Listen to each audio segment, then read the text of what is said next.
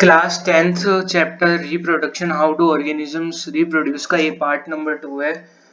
इस पार्ट में हम एसेक्सुअल रिप्रोडक्शन के बारे में पढ़ेंगे। पार्ट 1 में हमने ये पढ़ा था कि रिप्रोडक्शन क्या होती है, रिप्रोडक्शन की इंपॉर्टेंस क्या होती है, रिप्रोडक्शन की मीनिंग क्या होती है, डीएनए क्या होता है, वेरिएशन की इंपॉर्टेंस क्या होती है और आखिरकार डीएनए की इंपॉर्टेंस क्या होती है।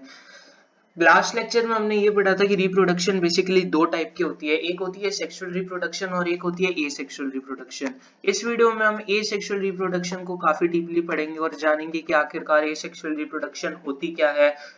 तो सबसे पहले वर्ड से जाते हैं एसेक्सुअल।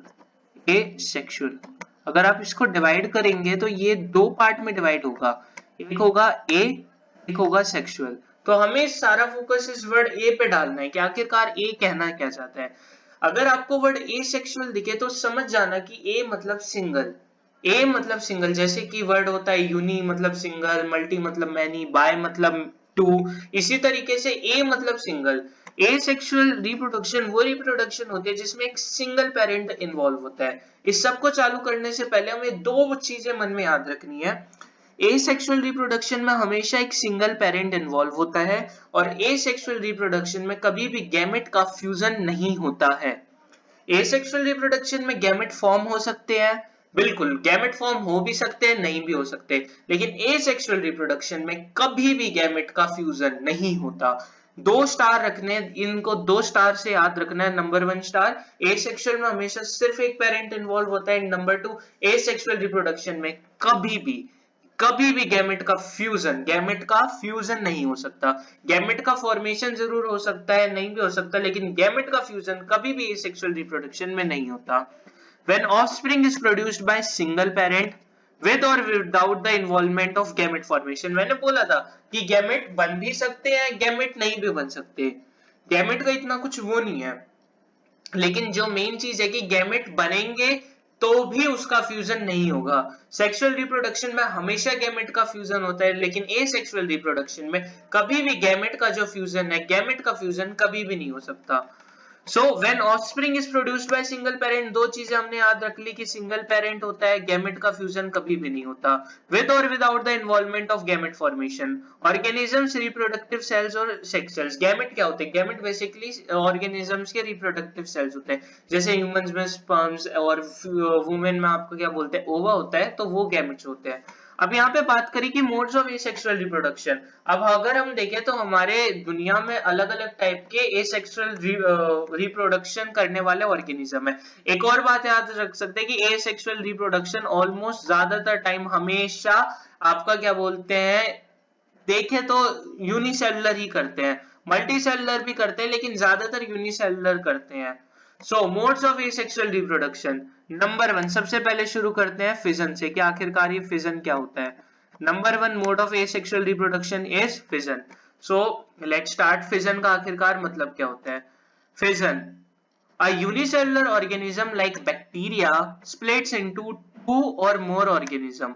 इसमें एक यूनिसेलुलर ऑर्गेनिज्म, मैंने बोला एसेक्सुअल रिप्रोडक्शन ज्यादातर आपके यूनिसेलुलर ऑर्गेनिज्म ही करवाते हैं। So what is fission? Fission में एक unicellular organism like bacteria splits into two organism. एक जो आपका ऑर्गेनिज्म है बैक्टीरिया, वो दो ऑर्गेनिज्म में डिवाइड हो जाता है। फिजन वर्ड आते हैं हमें मन में एक चीज याद रखनी है, फिजन मतलब डिवीजन। फिजन से रिलेटेड एक टर्म है डिवीजन। तो फिजन बेसिकली आपके दो टाइप के होते हैं, एक होता है बाइनरी फिजन और एक होता है मल्टीपल फिजन। बाइनरी वर्ड से ही समझ में आता है, बाइनरी मतलब दो, मल्टीपल मतलब मोर देन टू। बाइनरी मतलब दो, मल्टीपल मतलब मोर देन टू। तो फिजन में क्या होता है? फिजन में बेसिकली डिवीजन होता है। ये बेसिकली यूनिसेलुलर ऑर्गेनिज्म में ज्यादातर होते हैं, मल्टीसेलुलर में भी होते हैं, लेकिन यूनिसेलुलर में ज्यादातर होते हैं। और इसका मेन एग्जांपल है आपका अमीबा। अमीबा बाइनरी फिजन भी करता है और कुछ सिचुएशन में मल्टीपल फिजन भी करता है। What is binary fission? In fission से एक वर्ड याद रखना है, division. Fission division, fission division, fission division. In binary fission organism splits into two new organism under specific condition. जो ये आपका ऑर्गेनिज्म है, ये splits into two new organism under specific condition. ये दो ऑर्गेनिज्म के अंदर स्प्लिट हो जाता है। जैसे कि बाइनरी फिजन में आप एग्जांपल ले सकते हैं एक अमीबा। अमीबा एक स्पेसिफिक कंडीशन में, जब उसको उसके अकॉर्डिंग का क्लाइमेट, उसके अकॉर्डिंग का रिसोर्सेज मिलते हैं, तो वो अपने आप को डिवाइड करता है। जैसे कि अमीबा अपने आप को दो पार्ट में डिवाइड कर लेता है और उसको हम कहते हैं बाइनरी फिजन। इसमें क्या होता है, अगर इसको हम ध्यान से देखें तो अमीबा क्या करता है, अमीबा सबसे पहले जो अपना न्यूक्लियस है, इस न्यूक्लियस को अमीबा दो पार्ट में डिवाइड करने लगता है। सबसे पहले इस न्यूक्लियस को ये दो पार्ट में डिवाइड कर लेता है, ये इसको इलोंगेट कर लेता है, हम इसको कहते हैं इलोंगेट, ये न्यूक्लियस को इलोंगेट कर लेता है। फिर ये साइटोप्लाज्म, जो ये अंदर का लिक्विड स्ट्रक्चर है साइटोप्लाज्म, ये साइटोप्लाज्म को दो अलग अलग हिस्सों में ले जाता है, एक हिस्सा ये और एक हिस्सा ये। सो बेसिकली क्या करता है अमीबा, अमीबा सबसे पहले अपने न्यूक्लियस को इलोंगेट कर लेता है, अपने न्यूक्लियस को खींच लेता है। फिर वो न्यूक्लियस वहां पे उसको जब वो लंबा हो जाता है तो वो उस न्यूक्लियस को दो पार्ट में डिवाइड करने लग जाता है। जैसे कि वो इसको यहाँ से बीच से काटने लग जाता है, बीच से काटने लग जाता है। तो जब वो काटता है उसके बाद ये हमारे दो न्यू ऑर्गेनिज्म या दो न्यू अमीबा हो जाते हैं। और इसमें एक चीज बात ये रखनी है कि जो ये दो अमीबा है, ये दो अमीबा ऑलमोस्ट सेम है, ये साइज में भी सेम है, जो भी डॉटर सेल्स होते हैं वो बेसिकली सेम ही होते हैं, they both are similar to each other. So ये होता है सबसे पहले आपका बाइनरी फिजन। फिर से देख लेते हैं, ए सेक्सुअल रिप्रोडक्शन मतलब ए मतलब सिंगल पेरेंट इन्वॉल्व होता है। दूसरी चीज, ये रिप्रोडक्शन में गैमेट फॉर्मेशन हो सकता है, नहीं भी हो सकता, लेकिन गैमेट का फ्यूजन कभी भी नहीं होता। फिर इसके बाद हमने पढ़ा कि different type of asexual reproduction क्या होते हैं, तो उसमें सबसे पहले जो टॉपिक आया वो है फिजन। फिजन को वर्ड को ही हम ऐसे समझ सकते हैं, फिजन मतलब डिवीजन, फिजन मतलब डिवीजन। सो इसमें क्या होता है कि एक यूनिसेलुलर ऑर्गेनिज्म अपने आप को डिवाइड करता है, एक पेरेंट अपने आप को डिवाइड करता है। फिजन बेसिकली दो टाइप के होते हैं, एक होता है बाइनरी फिजन और एक होता है आपका मल्टीपल फिजन। बाइनरी वर्ड से ही समझ में आता है, बाइनरी मतलब इसमें जो आपका ऑर्गेनिज्म है वो दो पार्ट में डिवाइड हो जाएगा। मल्टीपल फिजन मतलब इसमें जो आपका ऑर्गेनिज्म है वो दो या दो से ज्यादा पार्ट में डिवाइड हो जाएगा। Binary fission, in binary fission organism split into two new organism under specific condition. और हमें ये टर्म भी याद रखना है जो इन्होंने कहा है, अंडर स्पेसिफिक कंडीशन, कि भाई ये हर किसी कंडीशन में नहीं होता, ये अंडर स्पेसिफिक कंडीशन में ही, अंडर जो आपके स्पेसिफिक कंडीशन है उस स्पेसिफिक कंडीशन में ही ये डिवाइड होता है। इसका एग्जांपल हमने पढ़ा अमीबा, अमीबा का सबसे पहले न्यूक्लियस दो इलोंगेट करता है, ये अपने न्यूक्लियस को इलोंगेट करता है, इलोंगेट करने के बाद इसके दो साइटोप्लाज्म भी हो जाते हैं अलग अलग जगह पे। फिर ये न्यूक्लियस को बीच से काटने लगता है और ये यहाँ पे दो डॉटर सेल्स आ जाती है। ये दो डॉटर सेल्स बेसिकली एक दूसरे से सिमिलर ही है और इनमें ज्यादा कोई डिफरेंस नहीं होता। अगला एट फर्स्ट, यहाँ पे एक बार पढ़ भी लेते हैं, at first the nucleus divides into two, nucleus दो में डिवाइड होने लगता है।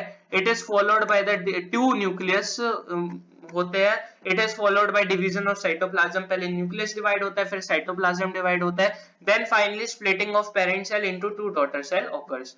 इसके बाद जो अगला टॉपिक आता है, अगला टॉपिक आता है हमारा मल्टीपल फिजन की। आखिरकार मल्टीपल फिजन क्या होते हैं, the parent organism divides into many identical daughter, ये इसमें बहुत आइडेंटिकल डॉटर में आपका जो पेरेंट ऑर्गेनिज्म है वो डिवाइड होता है एट द सेम टाइम। इसमें आप एग्जांपल ले सकते हैं कि अमीबा, तो क्या होता है कि एक सिचुएशन होती है उसमें अमीबा क्या करता है, अमीबा अपने आप अपने बाहर तीन लेयर फॉर्म कर लेता है सिस्ट की, और वो अंदर मल्टीपल फिजन करने लग जाता है। तो ये अमीबा में भी होता है और ये प्लास्मोडियम में भी होता है। जैसे यहाँ पे देख सकते हैं ये एक न्यूक्लियस है और यहाँ पे ये एक न्यूक्लियस इतने पार्ट्स में डिवाइड हुआ, फिर इसने इतने ज्यादा आपके न्यू ऑर्गेनिज्म को जन्म दिया और एंड में ये सारे यहाँ से बाहर आ जाएंगे, एंड में ये सारे यहाँ से बाहर आ जाएंगे। अभी तक हमने पढ़ा फिजन, फिजन क्या होता है, फिजन मतलब डिवीजन, फिजन आपके फर्दर दो पार्ट में डिवाइडेड हुआ, binary fission, multiple fission. Binary fission का जीता जाता आपका एग्जांपल है अमीबा, जिसमें सबसे पहले न्यूक्लियस डिवाइड होगा, न्यूक्लियस डिवाइड होने के बाद उसका जो आपका साइटोप्लाज्म है, साइटोप्लाज्म डिवाइड होगा और एंड में आपकी दो डॉटर सेल्स आ जाएंगी। वो दोनों डॉटर सेल्स एक दूसरे से बहुत ही ज्यादा आइडेंटिकल होते हैं एंड वो ऑलमोस्ट सेम होते हैं। फिर उसके बाद आता है multiple fission, multiple fission, fission मतलब डिवीजन, फिजन मतलब डिवीजन, फिजन मतलब डिवीजन। इसमें भी जो आपका पेरेंट है वो डिवाइड होता है, लेकिन इसमें दो पार्ट में डिवाइड नहीं होता, ये दो से ज्यादा पार्ट में डिवाइड होता है, इसलिए इसको मल्टीपल फिजन कहते हैं। इसका एग्जांपल आपका अमीबा हो गया और इसका एग्जांपल प्लाज्मोडियम हो गया, प्लाज्मोडियम इसका दूसरा एग्जांपल है। अब अगला वर्ड आता है फ्रेगमेंटेशन। फ्रेगमेंटेशन को आप इस वर्ड में इसको यहीं पे डिवाइड कर दो। फ्रेगमेंटेशन वर्ड को एक सिंपल से ट्रिक से याद कर सकते हैं। फ्रेगमेंटेशन मतलब ये ले लेते हैं, फ्रेगमेंटेशन मतलब फ्रेगमेंट, फ्रेगमेंट, फ्रेगमेंटेशन मतलब फ्रेगमेंट, फ्रेगमेंटेशन मतलब फ्रेगमेंट। ये वर्ड फ्रेगमेंट में डिवाइड कर लेते हैं फ्रेगमेंटेशन को। फ्रेगमेंटेशन मतलब फ्रेगमेंट, फ्रेगमेंट मतलब ये एक हिस्सा होता है, फ्रेगमेंटेशन मतलब fragment. The breaking up of a body of a simple multicellular organism. अब हमें ये बात याद रखनी है कि फ्रेगमेंटेशन बेसिकली किन में होता है। देखो फिजन आपके ज्यादातर यूनिसेलुलर में होता है, लेकिन आपका जो फ्रेगमेंटेशन है ज्यादातर मल्टी सेलुलर में होता है। ये यूनिसेलुलर में भी होता है, लेकिन ये ज्यादातर मल्टी सेलुलर में होता है। The breaking up of body of a simple multicellular organism into 2 or more pieces on maturing each subsequently to form a new organism is called fragmentation। जैसे यहाँ पे एक ये पूरा इंडिविजुअल है, अब इसने अपने आप को दो पार्ट में डिवाइड कर लिया, यहां से कट करके दो पार्ट में डिवाइड कर लिया। अब ये जो दो पार्ट है ये फर्दर ग्रो करेंगे इंडिविजुअली, ये दो पार्ट फर्दर ग्रो करेंगे इंडिविजुअली। तो फिजन में भी ऑलमोस्ट सेम ही होता है। फिजन में क्या होता है कि फिजन में भी आपके एक पेरेंट दो में डिवाइड हो जाता है, लेकिन उस वो यूनिसेलुलर में होता है एंड वो बेसिक सिंपल सा होता है, वो ज्यादा ग्रो नहीं करते। जो ये पार्ट है ये ज्यादा ग्रो नहीं करते, एज इट इज रहते हैं, ये ज्यादा ग्रो नहीं करते। जबकि जो फ्रेगमेंटेशन है, फ्रेगमेंटेशन पहली बात मल्टी सेलुलर में होती है। अब जो ये पार्ट डिवाइड हुआ है, ये पार्ट और ये पार्ट या फर्दर इसके जितने ही बड़े हो जाएंगे, ये इसके जितने ही फ्रेगमेंटेशन जो फ्रेगमेंट्स है ये इसके जितने ही ग्रो हो जाएंगे, फिर ये फर्दर डिवाइड होंगे, फिर ये वाला जो हिस्सा है ये ग्रो करेगा, फिर ये फर्दर दो पार्ट में डिवाइड होगा। So fragmentation basically multi cellular organism में होता है। इसमें जो बॉडी है वो दो पार्ट में या दो से ज्यादा फ्रेगमेंट्स, फ्रेगमेंट वर्ड याद रखना है, सब आ जाएगा, फ्रेगमेंट में डिवाइड होती है। ईच फ्रेगमेंट फिर बाद में अपने आप ग्रो करने लग जाते हैं। इसका एक एग्जांपल है एल्गी। हमारा सबसे पहले फिजन का एग्जांपल था अमीबा और प्लाज्मोडियम। फ्रेगमेंटेशन का आपका एग्जांपल है एल्गी। एल्गी आपका मल्टीसेलुलर होता है। दीज ऑर्गेनिज्म ऑन मैच्योरेशन, ये भी याद रखना है मैच्योरेशन, कि भाई ये इनको एक स्पेसिफिक कंडीशन चाहिए और ये प्रॉपर मैच्योर होने चाहिए, तभी ये अपने आप को डिवाइड कर सकते हैं, एवं ही डिवाइड नहीं कर सकते। These organisms on maturation break up into 2 or more small fragments or pieces. Each fragment, ये लाइन भी बहुत इंपॉर्टेंट है, ये जो लाइन है, each fragment subsequently grows to form a complete new organism. Each fragment subsequently grows to form a complete new organism. तो जो each fragment है ये अपने आप में ग्रो होके एक नया ऑर्गेनिज्म फॉर्म करते हैं। सो हमने फिजन पढ़ लिया, हमने फ्रेगमेंटेशन पढ़ लिया। अगला टॉपिक है रीजनरेशन। वर्ड्स को पढ़ना है। री, री मतलब जैसे रिप्रोडक्शन का वर्ड बताया था, री, री मतलब अगेन, री मतलब अगेन, जनरेशन मतलब जनरेट। इसका मतलब यह है कि बार बार कोई एक ऑर्गेनिज्म अपने आप को जनरेट करेगा। The process of getting back of a full organism from its body part is called as regeneration. इसका भी एक बहुत अच्छा एग्जांपल देता हूं। जैसे कि आपकी कोई छिपकली होती है, कभी भी छिपकली की अगर पूंछ कट जाए तो वो छिपकली की पूंछ ग्रो हो जाती है, लेकिन कभी भी आपने ऐसा नहीं देखा होगा कि वो पूंछ से छिपकली ग्रो कर जाए। मतलब आपकी एक छिपकली और आपकी वो छिपकली कट गई, उसकी पूंछ कट गई, तो उसकी जो पूंछ है वो ग्रो हो जाएगी, लेकिन कभी भी पूंछ से छिपकली ग्रो नहीं होगी, क्योंकि उसके जो ये रीजनरेटिंग पार्टिकल्स है या सेल्स है वो सिर्फ पूंछ में है। लेकिन जो ये एनिमल है, जैसे कि फॉर एग्जांपल ये प्लेनेरिया है, प्लेनेरिया का कहीं से काटो, प्लेनेरिया को आप कहीं से काटो, पूंछ से, बीच से, मिडल से, हेड से, ये देखो इसको हेड से काटा, मिडल से काटा, बिल्कुल डाउन से काटा, ये अपने आप में ही ग्रो करने लग जाएगा। हेड से नया इंडिविजुअल, मिडल से नया इंडिविजुअल और बॉटम से नया इंडिविजुअल। अब अगला क्वेश्चन आता है कि रीजनरेशन और आपका फ्रेगमेंटेशन में क्या डिफरेंस है। सबसे पहली चीज, फ्रेगमेंटेशन मल्टीसेलुलर में होता है। फ्रेगमेंटेशन में एक आपका जो ऑर्गेनिज्म है वो फ्रेगमेंट्स में डिवाइड हो जाता है, फ्रेगमेंट्स में डिवाइड हो जाता है और वो फ्रेगमेंट्स बाद में ग्रो करने लग जाते हैं। जैसे कि अगर मैं इस फ्रेगमेंट को आधा आधा हमने काटा तो ये ग्रो करने लग गया। लेकिन रीजनरेशन में क्या करता है, रीजनरेशन में आप कहीं से काट दो, इसमें तो आपको पर्टिकुलर जगह से काटना पड़ेगा, रीजनरेशन में आप कहीं से काट दो वो अपने आप ग्रो करने लग जाएगा। खुद से काटो आप, अपने उसके बॉटम से काटोगे तो ग्रो करेगा, मिडल से काटोगे तो ग्रो करेगा, हेड से काटोगे तो ग्रो करेगा। कुछ काम की बात, why a complex multi-organism cannot give rise to a complete individual from their cutted body part? Simple सा क्वेश्चन है। Regeneration can be used only in those organisms whose body is relatively simple.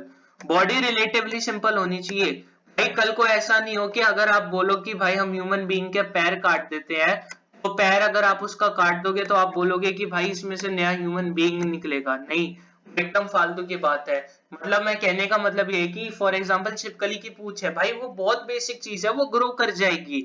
एक planaria है भाई, planaria भी बहुत basic चीज है, वो ग्रो कर जाएगी। ह्यूमन बीइंग की पूरी बॉडी इतनी कॉम्प्लेक्स है, आप अगर किसी का पैर काटोगे फिर बोलोगे अरे पैर काट दिया इसको रख दो थोड़े दिन, इसमें से एक नया ह्यूमन बीइंग आ जाएगा, वो रबिश है, क्योंकि भाई ह्यूमन बॉडी की बॉडी ही इतनी कॉम्प्लेक्स है when compared to the organization of this tissue or cell. But in complex multicellular organism, cell combine to make tissue, tissue to organ, organ to organ system, and finally tissue to organ system into organism. भाई जो ये planaria है इनमें कुछ नहीं है भाई, बस टिश्यू, सेल ने टिश्यू बनाया, टिश्यू ने पूरी बॉडी बना दी इनकी।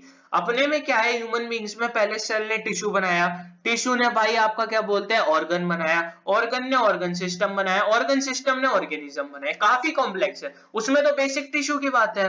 This is the reason that complex multi organism can not form by cutted part. सब दो रीजन है पेपर में आगे कि complex multi organism cutted part से क्यों नहीं ग्रो कर सकते।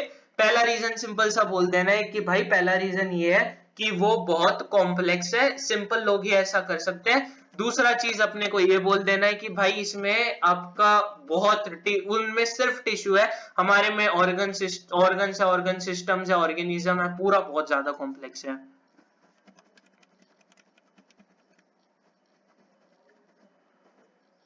सो ये था एसेक्सुअल रिप्रोडक्शन का पार्ट 1, और इसमें हमने बेसिकली क्या क्या पढ़ा। इसमें हमने पढ़ा कि आपका फिजन क्या होता है, फिजन के बाद हमने ये पढ़ा फ्रेगमेंटेशन क्या होता है, फ्रेगमेंटेशन के बाद हमने ये पढ़ा रीजनरेशन क्या होता है। ये 3 पार्ट थे। अगले पार्ट में हम पढ़ेंगे कि बडिंग क्या होती है, वेजिटेटिव प्रोपोगेशन क्या होता है, टिश्यू कल्चर क्या होता है, और आपका स्पोर फॉर्मेशन क्या होता है। Thank you.